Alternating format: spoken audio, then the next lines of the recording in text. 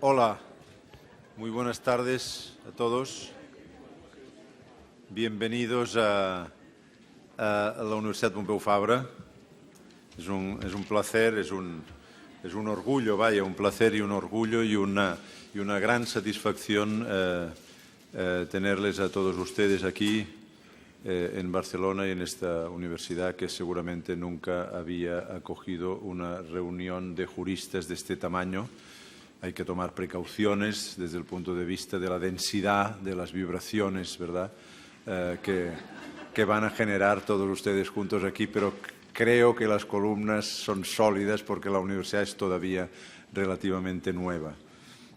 Muchas gracias por estar aquí, luego les diré unas palabras, pero ahora voy inmediatamente a pasarle la palabra al director del Departamento de Derecho de la universidad. Quiero saludar de todas maneras a todas las autoridades.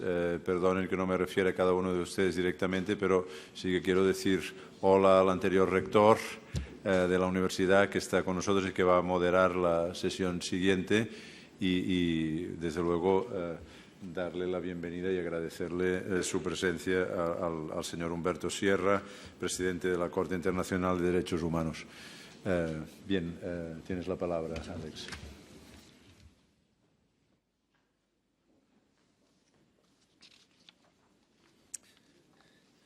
Querido rector, presidente, queridas amigas, queridos amigos, mis primeras palabras, y reitero lo que acaba de decir nuestro rector, han de ser necesariamente de bienvenida a nuestra universidad y a nuestra ciudad. Solo espero que Barcelona les trate a todos ustedes tan bien como nosotros nos esforzaremos por tratarles acá en la Universidad Pompeu Fabra. Bienvenidos, pues, a esta que es su casa en Cataluña. El evento que hoy iniciamos, si me permiten la expresión, como adulto, fue concebido en Bogotá y felizmente alumbrado en la Ciudad de México. En la capital colombiana, hace ya 14 meses, el presidente Sierra y yo mismo evaluamos la oportunidad de traer a esta orilla del Atlántico una actividad académica con cualificada presencia judicial que hiciera balance del funcionamiento del sistema interamericano de garantía de los derechos humanos y, muy en particular, de sus relaciones con los ordenamientos nacionales de los Estados parte. 4 meses después, en el Distrito Federal, la Suprema Corte de Justicia de la Nación nos dio su apoyo financiero a la iniciativa, una iniciativa que fue también acogida con entusiasmo por nuestro rector, el doctor Jaume Casals.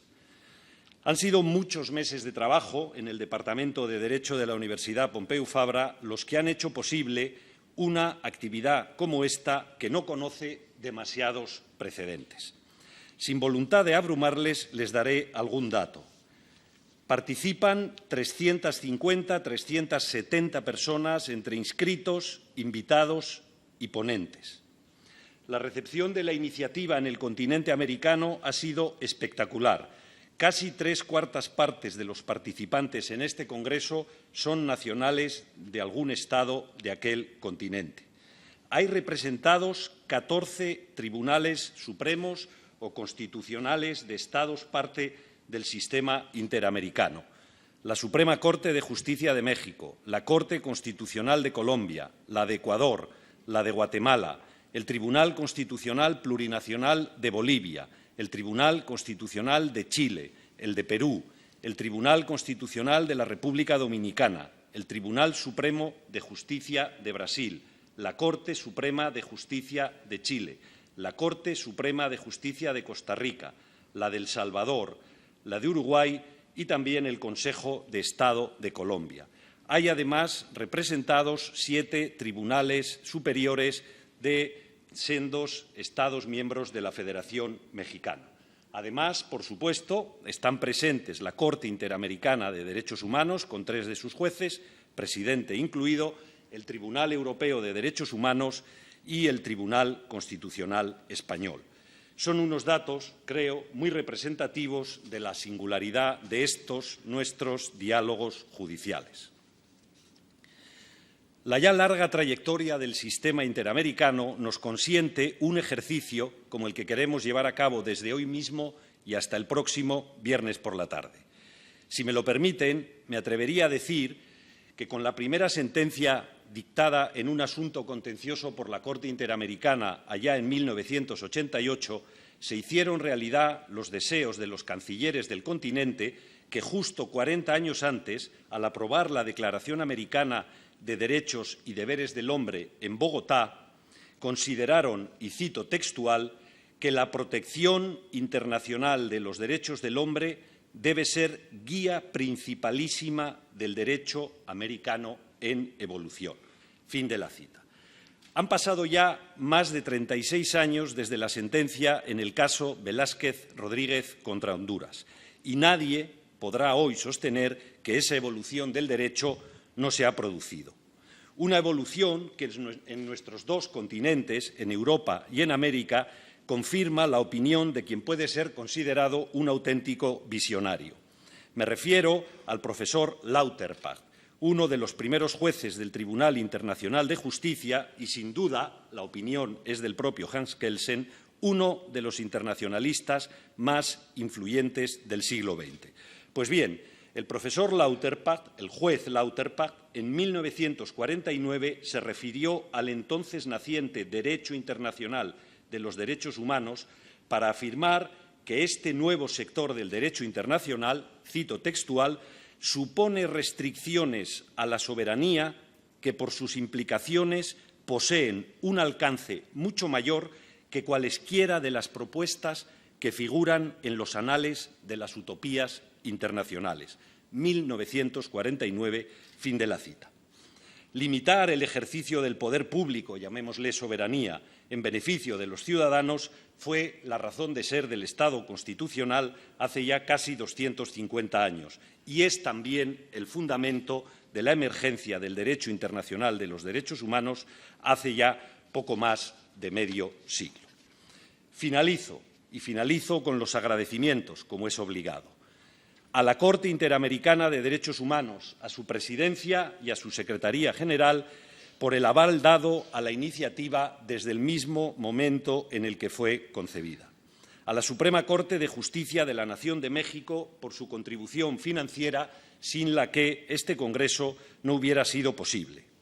A la Universidad Pompeu Fabra, a mi universidad, que con su hospitalidad confirma su decidida vocación americana, más aún me permitiría decir latinoamericana, y a un grupo de personas que dentro de la universidad ha trabajado muy duro a lo largo de muchos meses para poder llegar a este momento.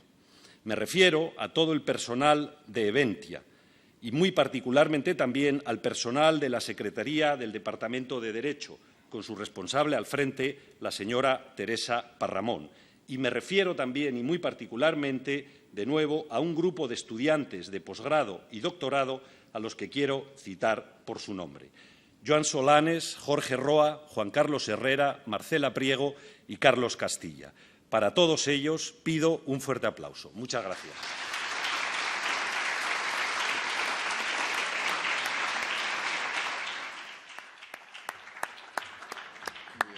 Muchas gracias, profesor Saiz.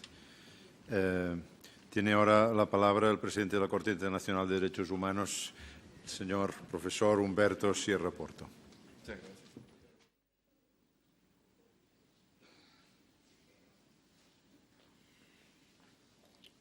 Muy buenas tardes. Quiero saludar al señor rector de la Universidad Pompeu Fabra, Jaume Casal, al señor director del Departamento de Derecho, Alejandro Saiz Arnaiz, a los señores jueces de la Corte Interamericana aquí presentes, el juez Roberto Caldas, nuestro vicepresidente, y don Diego García Sayán, nuestro querido expresidente, así como a todas las magistradas, magistrados, ministros, ministras y los conferencistas invitados, además de todos los que hacen parte de este evento. Como presidente de la Corte Interamericana, quiero iniciar expresando la profunda y sincera gratitud de la Corte Interamericana de Derechos Humanos a la Universidad Pompeu Fabra, a su señor rector y en particular a la iniciativa y a todo el esfuerzo y cuidado que ha desplegado el profesor Alejandro Saiz Arnaiz. Es él quien hace más de un año tuvo la afortunada idea de hacer este encuentro. Además, ha tenido la tenacidad para hacerla efectiva. Muchas gracias, querido Alejandro. Nos une una amistad académica y personal desde hace ya más de 15 años, estábamos haciendo las cuentas. Y este evento, sin duda alguna, es de la mayor significación para el sistema interamericano y la necesaria relación y construcción que debe hacer con los tribunales nacionales. Igualmente, quiero reiterar nuestra gratitud por el apoyo y el compromiso de la Suprema Corte Mexicana. Es importante en un acto de estas características y con testigos tan calificados reconocer el protagonismo y la trascendencia de la Corte Mexicana para la divulgación y consolidación del sistema interamericano. Ya son muchos los aportes que ha hecho México para la consolidación y la divulgación de la jurisprudencia del sistema interamericano. En estas palabras de bienvenida y de carácter protocolario, he pedido la licencia al señor rector y al señor director para compartir con ustedes algunas breves reflexiones básicas que espero nos permitan abordar este diálogo con cierta claridad y sobre todo para tratar de identificar las miras dentro del cual tenemos que abordarlo. Para estos efectos quiero referirme a 4 aspectos puntuales. En primer lugar, quiero compartir algunas impresiones a partir del concepto y la problemática que nos está generando la temática relativa al control de convencionalidad, la importancia que está teniendo y también las dificultades y retos que nos corresponden. En segundo lugar, ¿cuál es la razón de ser de la utilización del derecho internacional? ¿Cuáles son las alternativas y cómo esto nos afecta al momento de entender cuál es la manera en que tenemos que asimilar las sentencias condenatorias de la Corte Interamericana? Un aspecto que me parece también digno de reflexionar en este momento. En tercer lugar, lo relativo a cuáles son los límites y cuáles son los alcances de la jurisprudencia del sistema interamericano. ¿Cuál es el contenido? ¿Por qué podemos hacer un acervo común en materia de jurisprudencia y defensa de los derechos? Y también, ¿hasta dónde llega la jurisprudencia de la Corte? Nosotros también tenemos que hablar de límites como nos corresponde en nuestra función jurisdiccional. Y, en cuarto lugar, una reflexión que es básica. ¿Por qué todos los que están aquí o por qué el centro de este debate es con jueces nacionales? ¿Por qué hoy en día la temática de la protección del sistema de derechos tiene un protagonismo tan marcado en la actividad judicial? Esas ideas breves quiero hacer referencia muy sucinta, pero me parece que es necesario cuando iniciamos un acto de estas características. En primer lugar, el control de convencionalidad. La complejidad y también la riqueza de los fallos de la Corte Interamericana no se limitan, como todos ustedes saben, a las reparaciones integrales, a la elaboración de políticas públicas, de leyes, a pagos de dinero, a la elaboración de monumentos y en general actos simbólicos de reconocimiento de responsabilidad. El tema más relevante y que aquí es el que nos convoca es el relativo a las obligaciones y consecuencias derivadas de lo que se ha denominado por la jurisprudencia como control de convencionalidad. El control de convencionalidad es una institución jurídica sui generis, es propia del sistema interamericano de protección de los derechos humanos. Control de convencionalidad hace la Corte, control de convencionalidad hacen los Estados. El sistema interamericano está compuesto por las decisiones de los jueces del sistema y también por todos y cada uno de ustedes realizan. Se trata de una obligación estatal, ejercida a través de todos los órganos, incluidos sus jueces, además de los órganos vinculados a la administración de justicia en todos los niveles. El fin principal es garantizar el efecto útil de la Convención. El fundamento jurídico del control de convencionalidad se encuentra en los artículos 1.1, 2, 29 y 68.1 de la Convención Americana de Derechos Humanos. Asimismo, encuentra base jurídica en los artículos 26, 27 de la Convención de Viena sobre Derechos de los Tratados. El control de convencionalidad es un nomen juris, específico para hacer referencia a unas consecuencias jurídicas, a unas manifestaciones del valor normativo de la Convención Americana y que hacen referencia esencialmente al alcance jurídico que debe tener la jurisprudencia de la Corte Interamericana. No se trata aquí de reiterar todas las líneas jurisprudenciales sobre cuáles son las consecuencias y en qué consisten las obligaciones que se derivan para todos y cada uno de los operadores jurídicos de nuestros países. La idea central, y quiero remarcarla, es la de que el control de convencionalidad quiere destacar la importancia y la necesidad de utilizar las fuentes del derecho internacional y en particular las que hacen parte del derecho internacional de los derechos humanos contenidos en la Convención Americana y en la jurisprudencia de la Corte. la importancia y la necesidad de utilizar las fuentes del derecho internacional para resolver cada caso concreto que está en manos de nosotros como operadores jurídicos. El derecho internacional, en este caso el derecho interamericano, compuesto principalmente por la Convención y las construcciones jurisprudenciales que lo interpretan, no deben entenderse como derecho ajeno, como un derecho extranjero. Es, junto con las fuentes nacionales, el parámetro de aplicación para aplicar y para brindar un mayor grado de eficacia y protección en términos de favor libertatis, de principio pro persona, de principio pro homine, indubio pro libertatis, como lo quieran denominar. En virtud de la doctrina del control de convencionalidad, la jurisprudencia de la Corte crea estándares vinculantes que deben ser tomados en cuenta por los órganos internos de todos los Estados miembros de la Convención Americana. Recapitulemos porque este es un tema central. La Convención y la jurisprudencia no son derecho extranjero. La Convención y la jurisprudencia deben ser considerados como parámetros para resolver asuntos relativos a derechos humanos. La utilización de los estándares interamericanos deben ser apropiados y utilizados por todos los operadores jurídicos, no solo por los funcionarios públicos, también por la administración, también por el legislador y principalmente por los jueces, por los magistrados, por los ministros de nuestros tribunales y de nuestras cortes internas. La manera como se utilice y aplique la Convención y su jurisprudencia se debe hacer en conjunto, no aislada, de manera sistemática y armónica con las fuentes del derecho interno. El control de convencionalidad no conlleva a la modificación del sistema de control de validez previsto en cada uno de nuestros ordenamientos.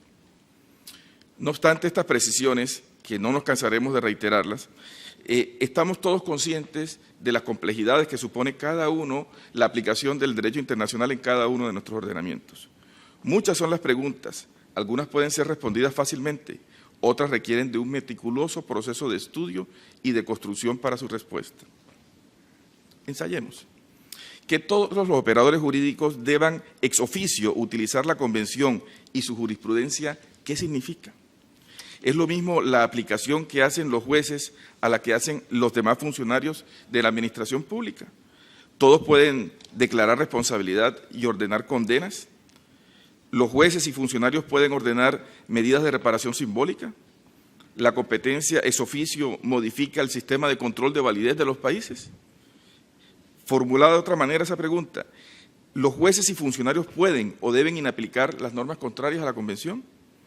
Todos los operadores jurídicos de nuestros países deben ejercer control difuso y hacer excepción de inconvencionalidad, como cuando se trata de la excepción de inconstitucionalidad. ¿Es compatible la existencia de un control de convencionalidad difuso con la vigencia del principio de seguridad jurídica?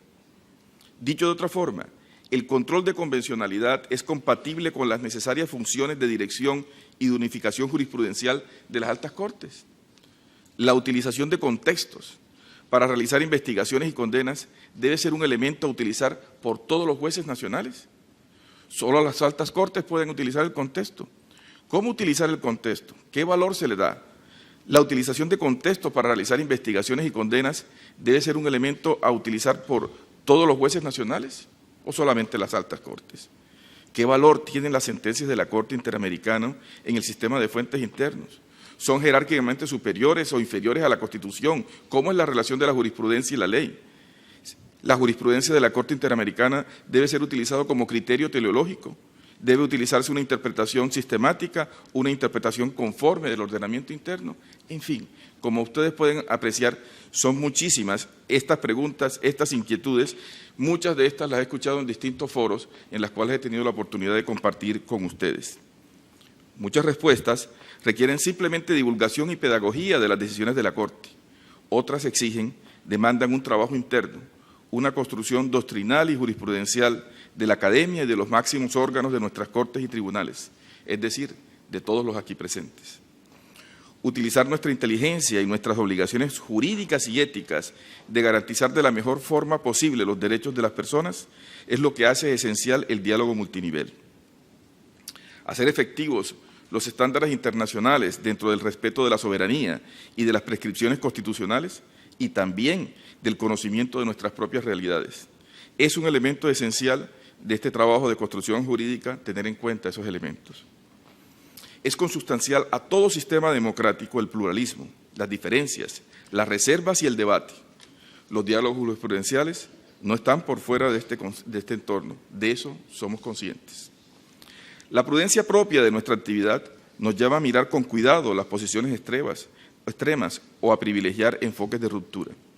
Como pueden ver, estos son algunos de los retos que nos impone el control de convencionalidad, pero más aún, la modernidad y la globalización dentro de la cual estamos y estaremos necesariamente inmersos. Una segunda reflexión que quiero compartir con ustedes es la relativa a la utilización del derecho internacional. ¿Cuál debe ser la razón de ser y la lógica que debemos tener presente a la hora de aplicar las decisiones emanadas de un tribunal internacional como la Corte Interamericana? Dicho de otra forma, ¿cómo debemos entender, cómo asumir las sentencias de condena de la Corte Interamericana?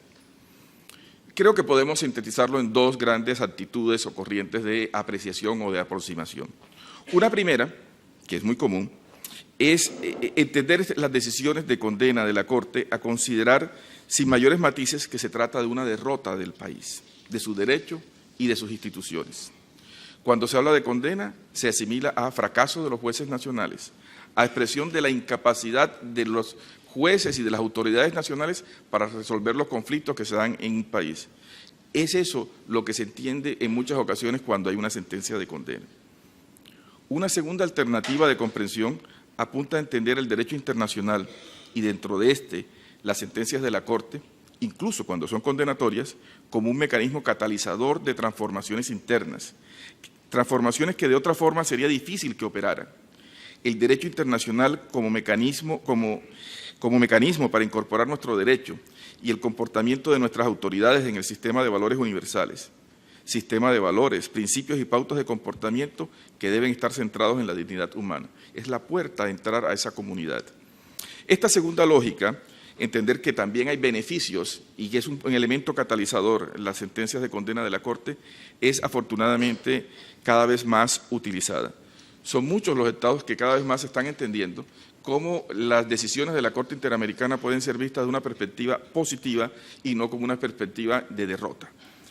El premio que recientemente se le asignó a la Suprema Corte de la Nación Mexicana por parte de la Organización de las Naciones Unidas muestra precisamente cómo, con inteligencia, este tipo de decisiones pueden ser una victoria para el Estado y no presentadas de una manera diferente.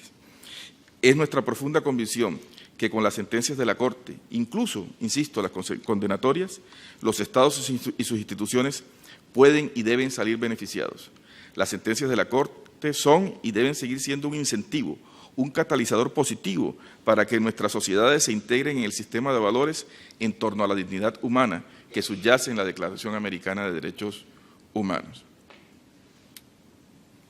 Una tercera idea. ¿Cómo la interacción entre derecho y realidad determina el alcance de los estándares jurisprudenciales? ¿Qué nos une? ¿En qué temas debemos trabajar para construir un mismo acervo de principios y estándares? ¿Qué nos separa? ¿Cuáles son los límites? ¿Cuál es el necesario margen de actuación interna?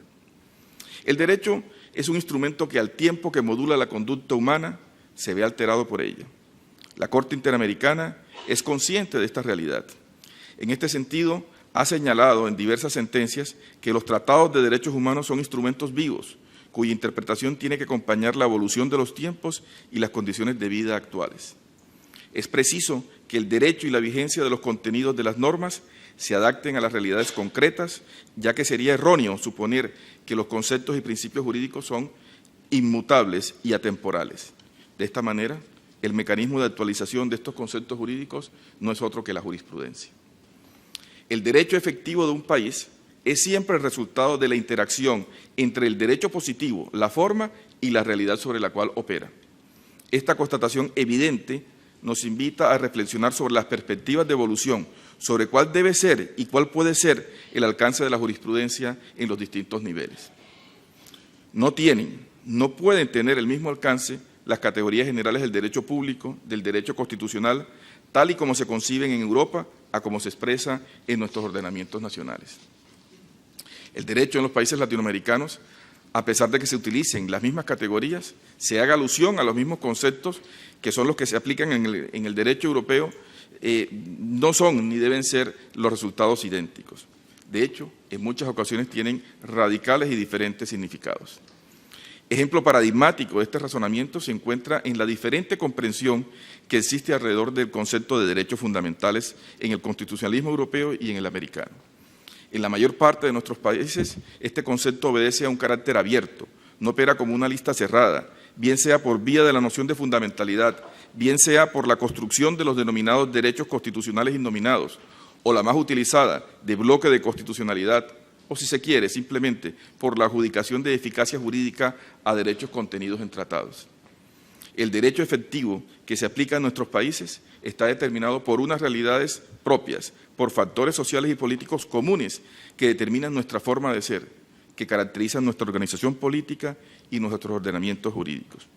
Profundos problemas de desigualdad, problemas derivados de una crisis de legitimidad de nuestra democracia representativa, de credibilidad en la política de representación. Unos estados social de derecho estructurados de manera particular y cada vez con una mayor tendencia a la privatización. El impacto de sistemas presidencialistas en la manera como efectivamente funciona nuestro equilibrio de poderes. La constatación de esta relación y de las consecuencias de la interacción con nuestras fuentes formales nos muestran una lógica de similitudes, de situaciones análogas en nuestros países. Y es esta lógica en donde apreciamos la necesidad y la posibilidad de construir estándares comunes. Pero también, y eso hay que decirlo, la convención y la interacción entre forma y realidad social hacen que no sea posible que la jurisprudencia interamericana se convierta en un jus constitucional omnicomprensivo que vacíe de contenido las competencias de las Cortes y tribunales nacionales. Vivimos en una era en que los intercambios culturales, sociales y jurídicos trascienden las fronteras nacionales. Hoy en día, las circunstancias que impone la globalización, el intercambio fluido de bienes, servicios y el tránsito de personas hace que los fenómenos jurídicos sean igualmente compartidos. Es la propia realidad la que nos impulsa a la apertura de nuestros sistemas legales y a buscar soluciones a estos fenómenos, también de manera conjunta. La naturaleza misma del derecho y la justicia, además del marco jurídico del derecho interamericano, imponen prudencia. Prudencia en la construcción de las vías de comunicación e interacción entre el sistema interamericano y el derecho de cada uno de nuestros países. Finalmente, hablemos del papel protagónico que las Cortes, tribunales y jueces están teniendo en la realidad, en el presente y en el futuro del sistema interamericano de derechos humanos. El próximo mes de junio, la Corte Interamericana se renovará en 4 de sus 7 integrantes. De los 5 candidatos hasta hoy presentados, 2 colegas aspiran a ser reelegidos. 2 son magistrados de las más altas cortes de sus países y una tercera candidata viene de ser magistrada de la Corte Penal Internacional.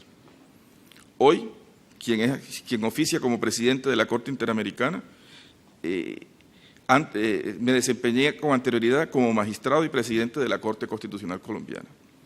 La Corte Interamericana viene realizando reuniones bilaterales y multilaterales en eventos como el que hoy nos reúne. En el próximo mes de junio realizaremos una actividad similar a esta con los presidentes y magistrados de los tribunales y cortes constitucionales. Los académicos que hoy nos acompañan, compartiendo sus luces, ya no solo provienen del derecho internacional y del derecho internacional de los derechos humanos. Hoy contamos con juristas de derecho constitucional, civil, penal, administrativo. Es una realidad evidente.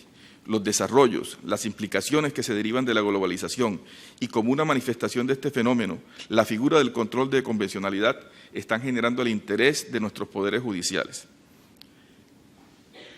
El derecho internacional y el derecho nacional se están transformando en un mismo derecho y esto requiere una traducción, una formulación que debe hacerse en términos jurídicos y debe hacerse por los niveles interamericanos y los niveles nacionales.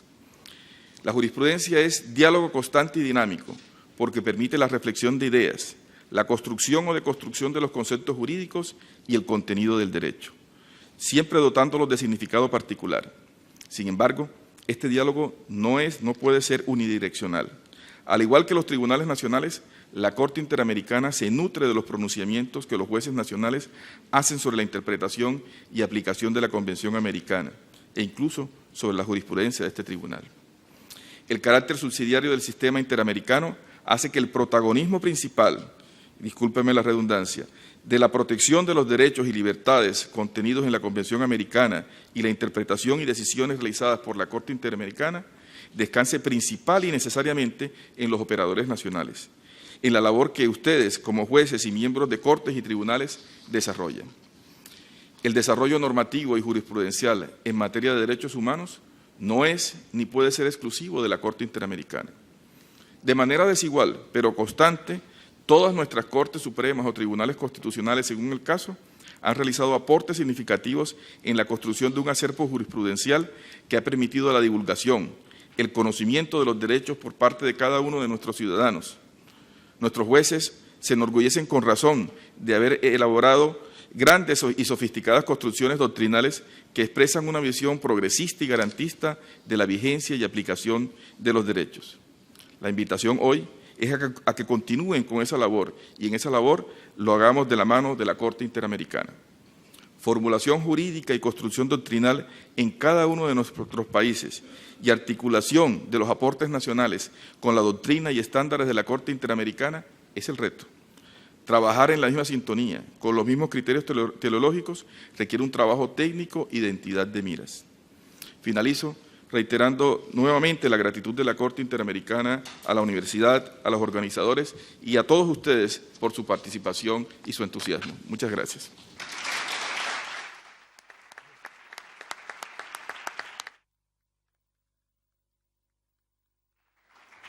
Muchas gracias, Humberto. Perdón porque me ha hecho notar, Alex, hace un momento que he dicho 2 o 3 veces, es decir, con contumacia, con insistencia, me he equivocado con respecto a la palabra interamericana que tenía aquí anotada como Corte Internacional de Derechos Humanos y no Corte Interamericana de Derechos Humanos. Disculpa. Tú te has encargado de corregirlo porque lo has dicho unas cuantas veces correctamente, ¿no?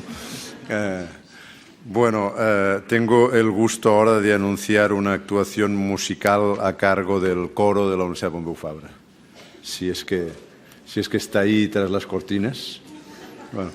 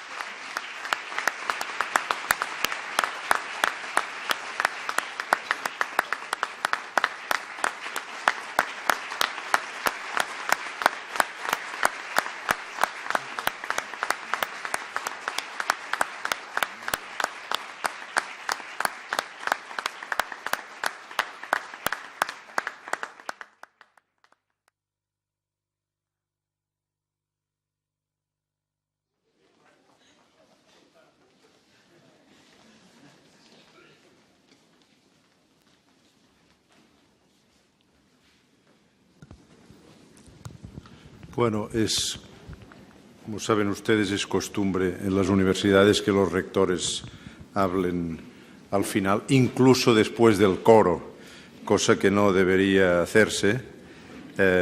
Y por otro lado, hace aproximadamente 5 minutos que hubiera debido comenzar la sesión inmediatamente posterior a la inaugural. No es grave, porque hemos empezado también un poco tarde, pero me voy a permitir, si tienen esta paciencia conmigo, decirles algunas palabras muy breves.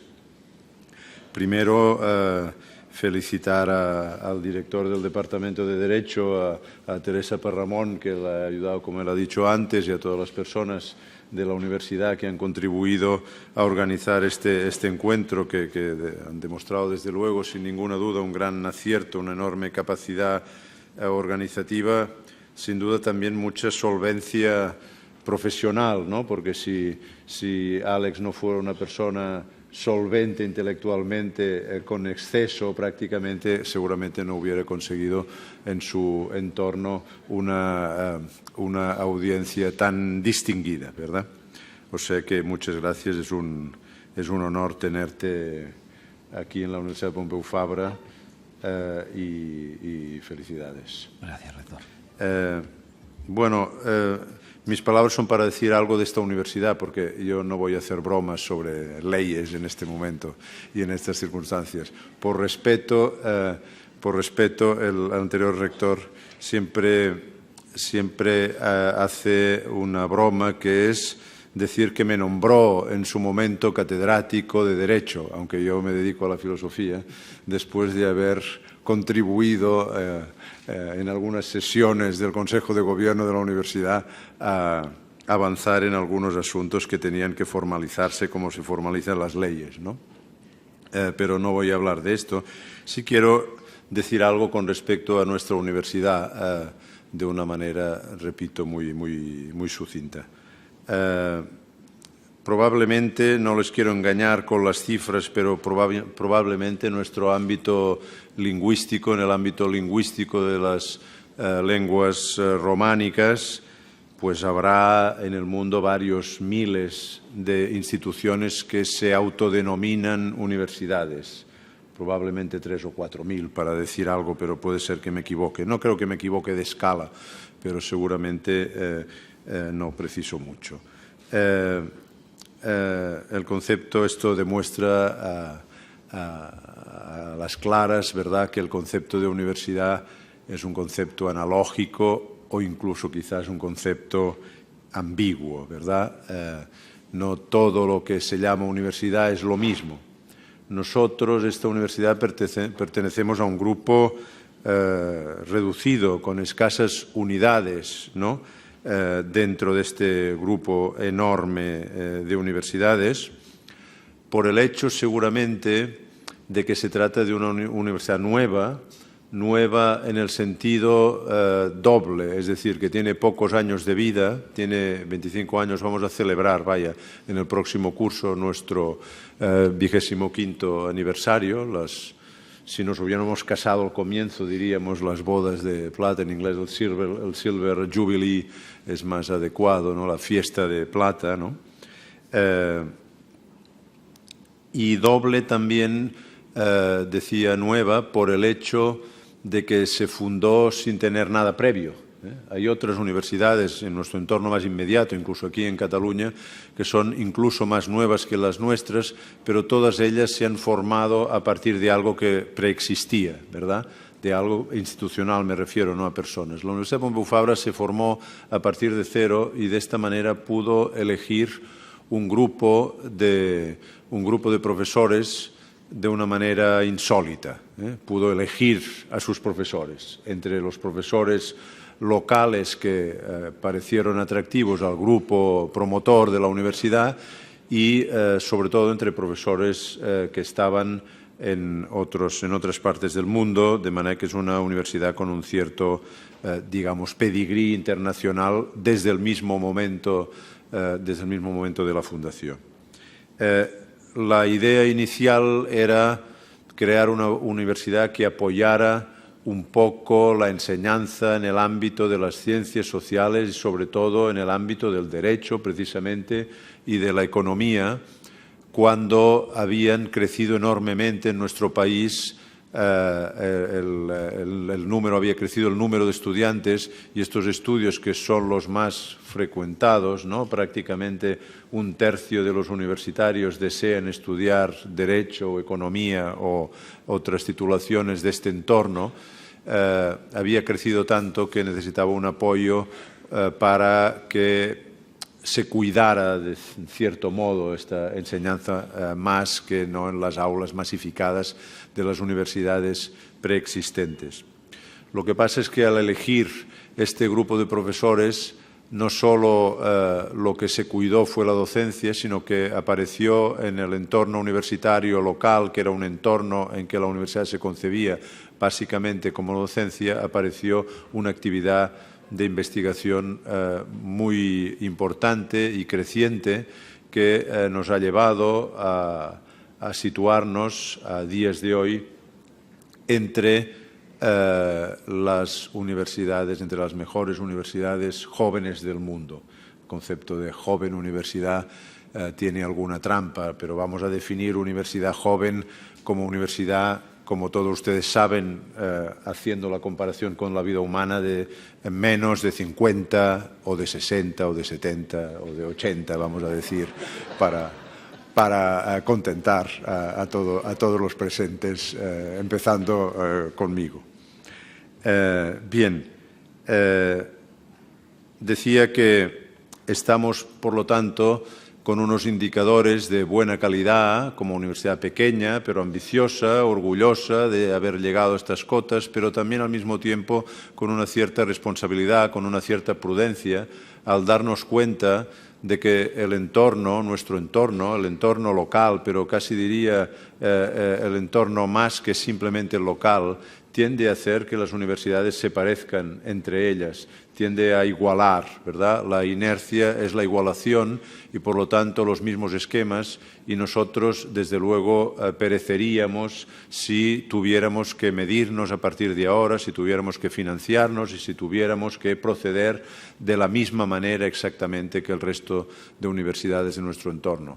Aquí está, en cierto modo, el peligro, la, digamos, falta de inocencia de este concepto ambiguo que decía al comienzo de universidad, que quizás convendría en algún momento clarificar. Bueno, desde estos indicadores de calidad, desde nuestros estudios reducidos, pero muy importantes, como ven ustedes, en el ámbito de ciencias sociales, de derecho, de economía, de humanidades, pero también en el ámbito de la comunicación y la tecnología y en el ámbito de la biomedicina. No mucho más que esto es lo que tenemos en nuestra universidad, y no pretendemos tener más, sino más bien crecer por los intersticios entre estas diversas disciplinas.